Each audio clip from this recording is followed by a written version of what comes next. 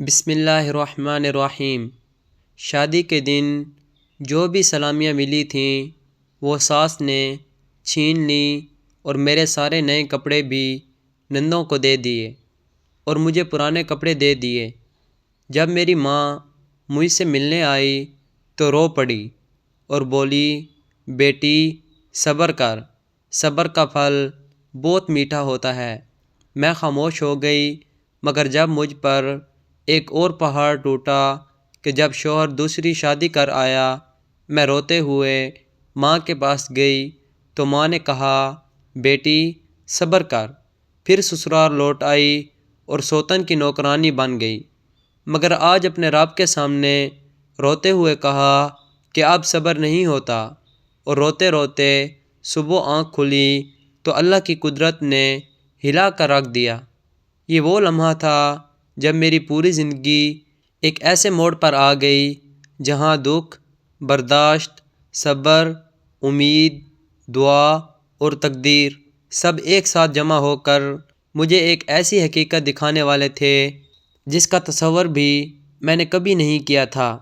میری شادی بہت سادگی سے ہوئی تھی۔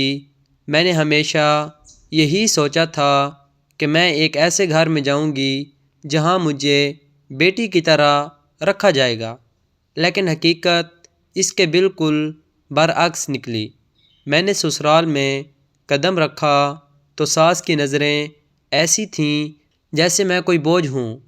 شادی کے پہلے ہی دن میرے لیے جو جوڑا رکھا گیا تھا وہ میری آنکھوں میں خوشی کی چمک لے آیا تھا، لیکن جیسے ہی میں نے وہ کپڑے ہاتھ میں لیے، ساس نے فوراً چھین کر کہا کہ یہ کپڑے نئی نویلی بہو کے نہیں، نئی نویلی بہو کی نندوں کے ہوتے ہیں۔ اور میں بے بسی سے دیکھتی رہ گئی کہ میرا سارا جہیز، میرے سارے نئے کپڑے، میرے شادی والے سینڈل، میری چوڑیاں، سب کچھ نندوں کے ہاتھ میں تھما دیا گیا، اور میرے حصے میں وہ پرانے کپڑے آئے جنہیں دیکھ کر میری ہمت بھی ٹوٹ گئی اور دل بھی۔ میں نے کبھی اپنی ماں کو کوئی دکھ نہیں دیا تھا، مگر اس دن جب وہ پہلی بار مجھے دیکھنے آئی، اسے میری حالت دیکھ کر صدمہ ہوا۔ وہ خود کو روک نہ سکی اور رو پڑی۔ میں نے اس کے آنسو پوچھے تو وہ تھر تھراتی آواز میں بس اتنا کہہ سکی، بیٹی صبر کر، صبر کا پھل بہت میٹھا ہوتا ہے۔ میں نے مسکرا کر سر ہلا دیا، مگر میرا دل ٹوٹ چکا تھا۔ میں سوچ رہی تھی کہ صبر کا پھل کب ملے گا اور میں کب تک یہ کڑوا گھونٹ پیوں گی، مگر میں نے ماں کی بات مان لی اور خاموش رہی۔ وقت گزرتا گیا، حالانکہ حالات کبھی ٹھیک نہ ہوئے۔ میں نے ہر بے عزتی کو برداشت کیا، کہیں کھانا ٹھیک نہ بنانے کا طعنہ، کہیں کم جہیز لانے کی بات، کبھی ساس کہتی کہ تم تو ہمارے گھر آئی ہی کام کرنے کے لیے ہو، کبھی نندیں کہتی کہ تم بھابھی نہیں ہماری نوکرانی ہو، مگر میں نے سب برداشت کیا۔ سوچا کہ شاید شوہر میری تکلیف سمجھے گا، لیکن وہ بھی اکثر کاموں میں اپنی ماں بہنوں کا ساتھ دے کر مجھے تنہا چھوڑ دیتا۔ میں آہستہ آہستہ خود میں سمٹتی جا رہی تھی۔ مجھے لگتا تھا کہ شاید یہی میری تقدیر ہے، مگر اصل صدمہ تب لگا جب ایک دن اچانک مجھے پتہ چلا کہ میرے شوہر نے دوسری شادی کر لی ہے۔ مجھے خبر ملی تو میرا وجود جیسے زمین پر گر گیا، سانس رک گئی، قدم لڑکھڑا گئے۔ میں نے سوچا کہ مجھ میں آخر کیا کمی تھی؟ میں نے تو ہر حکم مانا، ہر ظلم برداشت کیا، ہر بات پر صبر کیا، مگر پھر بھی میرے حصے میں یہ سزا کیوں؟ میں رو کر اپنی ماں کے پاس گئی، اسے سب کچھ بتایا۔ وہ ٹوٹ گئی، مگر پھر بھی میرے سر پر ہاتھ رکھ کر بولی، بیٹی صبر کر، شاید اللہ تیری آزمائش دیکھ رہا ہے۔ میں ماں کی آنکھوں کے سامنے ٹوٹنا نہیں چاہتی تھی، مگر میں ٹوٹ چکی تھی، اندر سے ختم ہو چکی تھی۔ میں سسرال واپس گئی تو وہاں میری کوئی حیثیت نہ رہی۔ شوہر اپنی نئی بیوی کے ساتھ رہنے لگا۔ میں اس کے لیے ایک پرانی کتاب کی طرح تھی جسے وہ طاق پر رکھ دیتا تھا۔ ساس کا رویہ مزید سخت ہو گیا۔ مجھے گھر کے سارے کام میرے سر ڈال دیے گئے۔ سوتن کے آگے پیچھے مجھے ایسے دوڑایا جاتا کہ جیسے میں انسان نہیں ان کی ملازمہ ہوں۔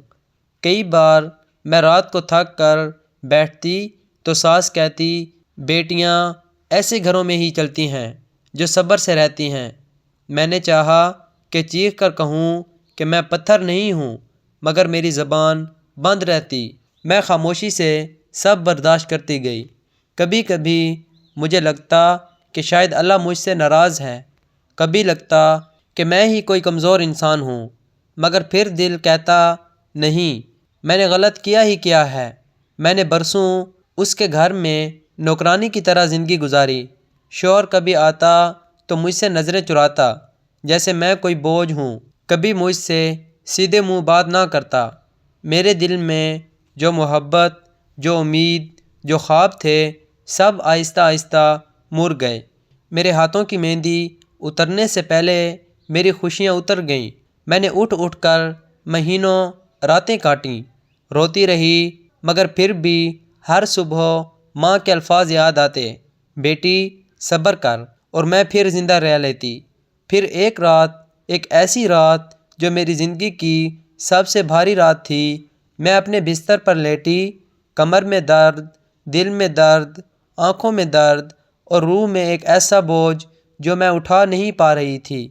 میں سسکیوں میں اپنے رب سے کہہ رہی تھی، یا اللہ، اب مجھ سے صبر نہیں رہا، اب بہت ہو گیا، یا تو مجھے سہارا دے دے یا پھر مجھے اٹھا لے۔ میں رو رو کر تھک گئی اور نیند نے مجھے اپنی آغوش میں لے لیا۔ صبح جب میری آنکھ کھلی تو میں نے دیکھا پورا گھر ہلکی سی خاموشی میں ڈوبا ہوا ہے۔ ساس کے چہرے پر وہی غرور نہیں تھا، نندیں بھی بھوک کھلائی ہوئی پھر رہی تھیں۔ مجھے معلوم ہوا کہ شوہر ایک شدید حادثے میں زخمی ہو کر ہسپتال پہنچا ہے، اور جس عورت کے لیے اس نے مجھے رون ڈالا تھا، وہی سوتن اسے اور اس کے گھر والوں کو وہیں چھوڑ کر کسی اور کے ساتھ چلی گئی۔ میں چند لمحے خاموش کھڑی رہی، نہ خوشی ہوئی نہ دکھ، بس ایک عجیب سا سکون دل میں اتر آیا۔ ساس روتے ہوئے میرے قدموں میں گر گئی اور بولی، بیٹی ہمیں معاف کر دے، ہم تجھے پہچان نہ سکے۔